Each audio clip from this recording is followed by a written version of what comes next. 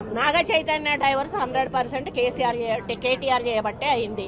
ఎందుకంటే కన్వెన్షన్ హాల్ని కూలగొట్టొద్దు అని అంటే సమంతను నా దగ్గరికి పంపాలి అని చెప్పి ఆయన డిమాండ్ చేశాడు.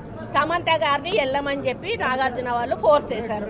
సమంత నేను వెళ్ళను అనింది. వెళ్ళను అంటే వాళ్ళు చెప్తే వింటే విను, లేకపోతే వెళ్ళిపోండి డైవర్స్. కేటీఆర్ గారు క్యారెక్టర్ గురించి, మరి వారి గతంలో వారు చేసినటువంటి కార్యక్రమాల గురించి, మహిళల మీద వారికి ఉన్నటువంటి మరి చులకన భావం గురించి మాట్లాడుతూ మరి ఆయన నన్ను రెచ్చగొట్టే విధంగా మాట్లాడినప్పుడు నేను భావోద్వేగానికి లోనై మరి కొన్ని ఆయన మీద నేను విమర్శలు చేయాల్సిన అవసరం వచ్చింది.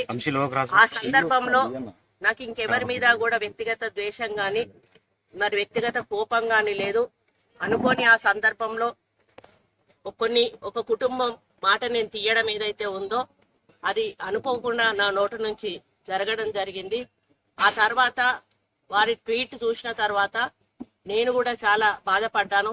ఎందుకంటే ఏ విషయంలో నేనైతే బాధపడతా ఉన్నానో ఆ విషయంలో నేను ఇంకొకరిని నొప్పించాను అని తెలిసి రాత్రి వెంటనే మరి దాన్ని వెనక్కి తీసుకుంటూ నేను ట్వీట్ చేయడం జరిగింది. కాబట్టి నాకు జరిగిన అవమానం, నేను పడ్డ బాధ ఇంకొకరు పడకూడదు అనేటువంటి ఒక ఆలోచనతోటి నేను బేషరతుగా దాన్ని వెనక్కి తీసుకోవడం జరిగింది. కానీ కేటీఆర్ విషయంలో మాత్రం తగ్గేది లేదు. ఆయన తప్పనిసరిగా క్షమాపణ చెప్పాల్సిన అవసరం ఉంది.